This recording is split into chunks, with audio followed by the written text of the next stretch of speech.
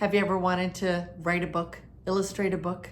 I did it, and I'm going to tell you how I did it. I thought today I would take advantage of being back in the studio, the season that is coming upon us, and I'm going to share a little bit with you about the writing of a few of the books that I have created and how you can get them, but also a little bit, some tips on if you are considering doing it, and the real story and how many years it took to do this. I took illustration at Sheridan College in Oakville so many years ago. Let's not even talk about how many years ago, but I did. I took book illustration as my major, but I didn't ever publish a book until about 10 years ago. So I was Sheridan College when I was 18 to 21. Then I started having my kids, and the dream of illustrating books just didn't end up happening. And I didn't actually end up becoming an illustrator, really. I ended up becoming a fine art painter. So there's my number one thing, is that do not limit yourself based on your education. You can take the education, you can take any of those classes that you take. If you take, here I'm gonna go on a tangent here, but if you take realism, that's a tool in your tool belt. If you take abstractism, if you take drawing with charcoal, if you take any of these artistic lessons or schools or anything that you take, they are tools in your tool belt, and you pull them out when you need to use them. I have gone through iterations of all sorts of artsy stuff. I've done, I've faux finished furniture when shabby chic was in to make a living. I've done all sorts of things, but let's get back to talking about the book. My first book was Look at Those Cows.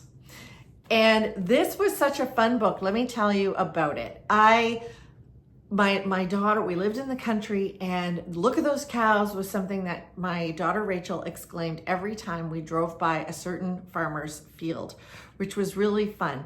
And years later, I had been painting cows for a long time. When I was 18, 19, 20, and I was at Sheridan College, they used to send me to the Royal Winter Fair. And that was a real fun thing as an art student to go to. And the real dream of every art student was to actually be the illustrator for the Royal Winter Fair poster, which actually happened for me. And it was so neat. I'll put the poster up right here. The poster was a contest that I entered years and years later, about 10 years ago maybe. And I entered a cow that I had just painted, and she won. She was shortlisted, and then she won, and I got to be the Royal Winter Fair poster illustrator. And at the time, I was thinking about finally doing that dream project of creating a book. I had talked with a friend who also took illustration at Sheridan, and she had said, you just have to do it. You just have to start the illustrations. So I decided with my daughter Rachel, who is a high school teacher. She teaches art, and for a while she taught English, but she teaches art mostly now. And she decided with me that we would combine forces, and we would write this book. And I put it together. So here's how I did it. I had been painting cows since the Royal Winter Fair college experience. People used to say, did you grow up on a farm? No, I never grew up on a farm. I was a city girl, but those cows absolutely captivated me. And I always said, whenever I was starting a new body of work, the cow was something that I would go to. I would paint it. I would be loose, and I would be able to refresh. It was almost like a reset. So I decided, okay, let's do this. So Rachel and she started writing the alphabet rhyme, and I had to come up with the illustrations. And we decided to do a square format because I had been painting square paintings for my square foot show, for all of those things forever. And I understood that square format, and I thought that that would be really great. So I started laying out all of these, started painting these cows, but then we thought, okay, let's research how much this book cost to put it together, and where are we going to do it? So I had to research publishers and manufacturers and shipping costs and all of that. And I found a publisher in Korea through a friend. Actually, am I telling you the truth there? The first iteration of this book, I believe, was printed in China. The second publishing of this book was printed in Korea. And we got, because we ordered so many, we got the pricing down really, really low. So volume matters. And I worked with a lady named Lynn, and I'm trying to remember her last name, but I don't, who did my layout. So again, second tip, use experts. So she did all the layout for me. She did all the type and things like that. Of course, I was able to, I had final say. And as I illustrated and as I painted these cows, I, was conscious of where I would want type to be laid out in the layout. And then we decided to do kind of this mirrored kind of thing where the type was over here and the cow was over on the other side. So I'm still getting ahead of myself. So I was starting to paint my alphabet. Rachel was writing the script and the text.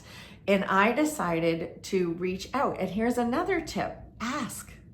I reached out to the Ontario dairy farmers. I simply sent them a text and a photo an image of one of the cows that I'd painted. And I said, I'm working on a really cool project. Do you want to be involved? It hit at the right moment, because the Ontario dairy farmers wrote back to me and said, yes, we actually would like to sponsor this project, and we would like to put one copy of this book in every grade school in Ontario, which meant they needed a $4,000 book order. So that got really, really exciting. And I had already been putting in a GoFundMe to start this book. So that was the way that I was going to fund and pay for this book. So let's back up and talk about a GoFundMe for a project that you might have. What I did was I developed the GoFundMe. People could buy ahead of time if they wanted to help support me. They could buy the book ahead of time. That was it. That was a basic price. This book cost $25. They could just pre-order, which was awesome. So that money would be, building up in a bank account so that I could pay for the publishing. Then I offered another layer where they could name one of the cows.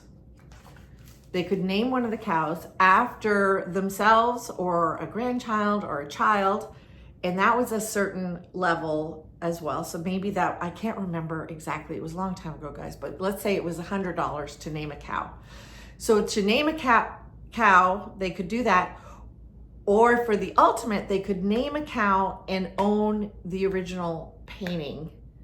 And that was a much bigger price tag, but they got a 24 by 24 painting. They got to name the cow, they got mentioned. So anybody that was over the initial, like if you just pre-bought the book, I didn't mention you in the front, but if you did some of those other layers, I mentioned you in the book under the thank you page. So that was a great way to build the basis to get this book created. So that was absolutely wonderful, and I got so excited. So first of all, the GoFundMe worked really, really well. And then I got the order from the Ontario dairy farmers. And of course they're buying 4,000, so I had to give them a deal. But I was able to order 5,000 of these books and sell through 5,000 of these books. So the second iteration, oh, and the dairy farmers had a little bit of a stipulation because they were going to pay for so much.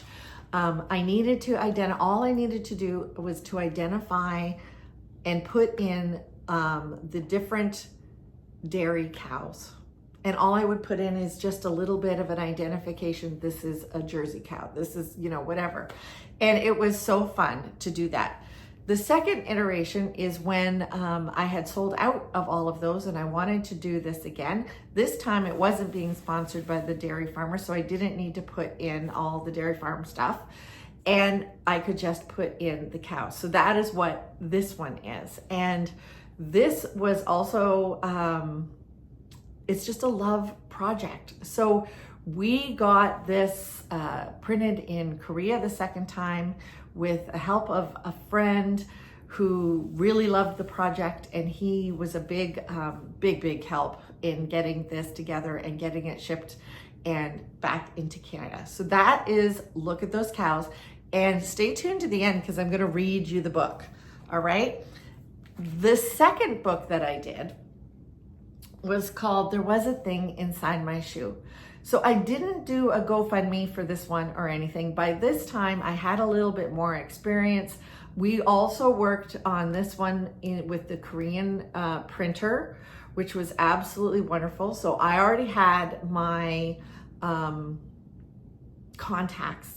And then my team, my marketing team and my designers, my web guy, he actually laid out this book for me and did the design.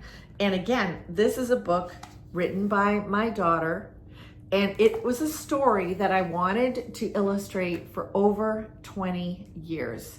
She wrote this story in grade school. I think she might have been in grade 8, and she was already brilliant. I'm bragging.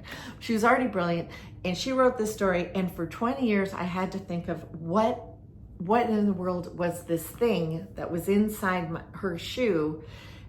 And finally, again, I took the advice of my friend and I just started doing it.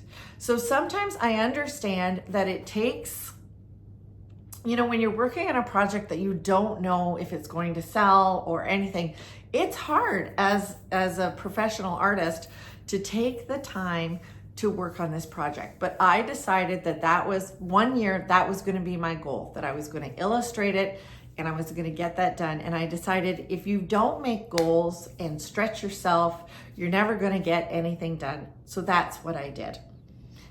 And the third book that I have, and this came out, let me think when this came out. I don't know if I have a date. This came out in 2020. We did I did a coffee table book, and it was absolutely fantastic. Again, published in Korea and helped with my friend. And we did a coffee table book, and the concept was Canada Coast to Coast, a collection of paintings and writings inspired from Canadian landscape. So these are my paintings, and it's been a wonderful, and there was my old studio. And I did paintings right across the country. I made sure that every province was in here. Now, if you're not Canadian, this book is still great because it's just full of all sorts of wonderful landscapes. And I think you're gonna really enjoy it. So the big takeaway here is get the illustrations done. Start designing, start a storyboard. A storyboard is just simply little sketches with your idea. Start the flow of your book. Get it edited, work with someone. If you're not writing it, find a writer. Then I did the GoFundMe. So that would be a great way to start if you need to self-publish your book and you don't have a publisher. That is the thing. I don't have a publisher. I had a printer, in Korea, but not a publisher, if you know what I mean. I don't have a publisher who took my books. It was my marketing team and took it into bookstores and things like that. I still think I could do that. I could find somebody or directly market to bookstores like Chapters, Indigo, things like that. I just haven't had the time to do that either. So maybe that's a new goal for maybe 2025, is to get this book into more of a mass market and maybe do another iteration and another printing. At this point, you can get this book through my website, I believe through crownandpress, and I will put the link down below. And the books are $25 each for the kids book and $55 for the coffee table book. So now let me know if you have more questions. I think I may have identified it. I have had so much fun with this book. What's really fun is that look at those cows exclamation is really what happens when people walk by my booth. If I have cows in it, like they'll just look at those cows. It's so fun. And I'm going to give you a little read now. And if you want to purchase these books and in time for Christmas, because that's why I thought I'd get on here and I would do this, I would show off these books to you, and you could come, and I'll put the links down below, and you can go and you can buy these. It's free shipping through my site, and $25. So it's really great. It's a great deal. Let me read you this fun book, because there's so much you can do with this book. Rachel is an educator. So she wrote this in mind that parents are going to be reading it, or bigger kids. There's words in here that you might even have to look up. There's cadence to it. Get your kids to do all the actions to this book, and you're going to have so much fun. You do the actions with them, and the book can be used in so many ways. One way too is to look at all the colors that I used. Kids can be literal sometimes, and you can tell them, you can put blue on your cow, have a pink cow, have a purple cow. It feeds their imagination. So I'm going to read you these two books. Sit back and enjoy. And I'd love to see you get this book for your family. So we've got Amos and Addie are affably antsy, and Beckett's not bothered by bouncing a bit. Constance can constantly caterwaul, cow-like. Caterwaul, that's a word they don't often know. For Donna, who does dainty dance moves to it. This is a fun one to get the kids to do, dainty dance moves. Emma and Evan are extra excited. For Francis, who came in first place at the fair. This was the Royal Winter Fair poster. So Rachel, I think, cleverly included that in the book. Gertie gets giddy when gobbling grasses, and helps harried Harry fix up his hair. Ingrid insists that she's not an imposter. Jojo enjoys doing jigs for a crowd. The dancing cow. Ken does karate. At least he pretends to.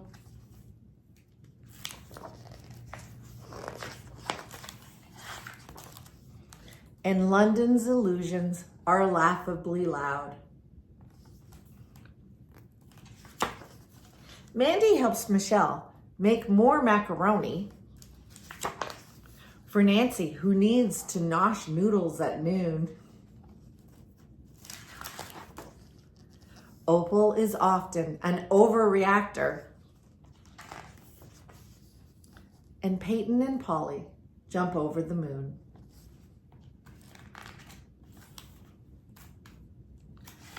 Brand new book, sticky pages. Quentin's quite shy, but he quips in quotations.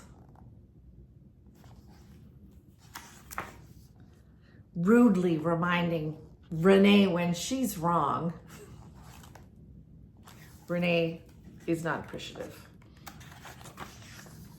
Sandra says some of the silliest stories. And Trudy tells tales that take way too long.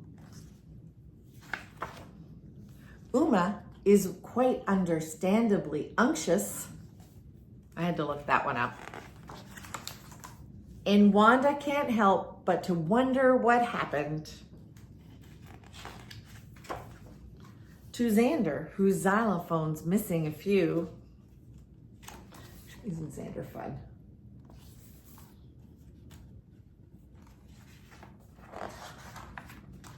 Yuki's been yearning to yodel up yonder.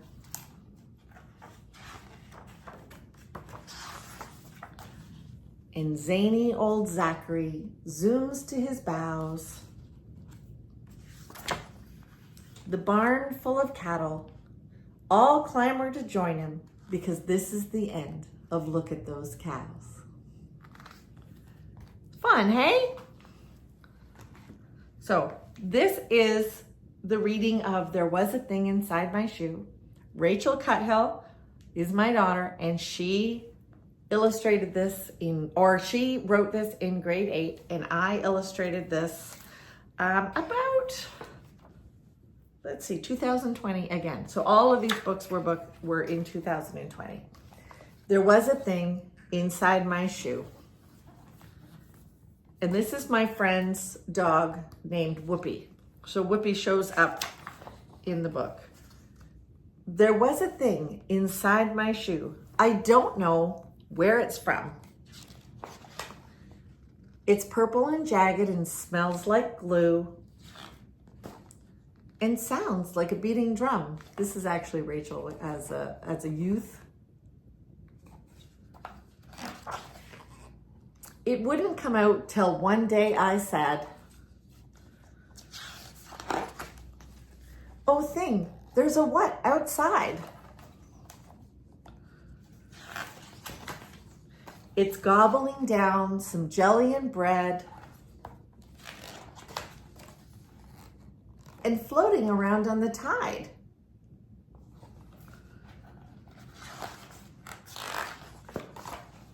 My thing was a curious thing to see and jumped right out to look.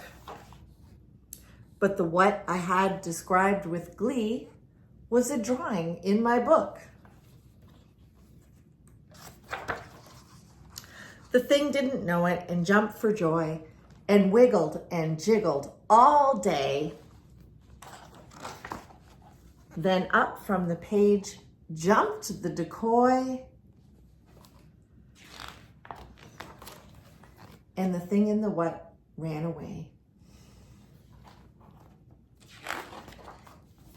The end. And she's now got her shoes back.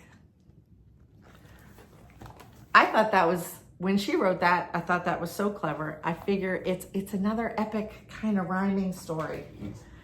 And I won't read you this book, but this is the Canada Coast to Coast. And again, it's full of illustrations. It's full of descriptions of where I was when I took the photo reference or whatever to illustrate. It's full of a real lovely cross the country, different illustrations of different places that I've been that have been so inspirational to me. Well, I hope you enjoyed story time. I hope you got some tips. Please ask some detailed questions below if you want to know even a little bit more. I hope I outlined it well. I'm not a teacher, so I don't even know how to, to put together a lesson. But I did a GoFundMe, but first I had to have a plan. I had to do the work. I had to start drawing. I had to start thinking. I had to start figuring out the imagery, and I had to do the work. But it was super fun to do the GoFundMe and get everybody involved with the Look at Those Cows. And I hope you have a great day. Do something artsy today, and we'll see you in the next video.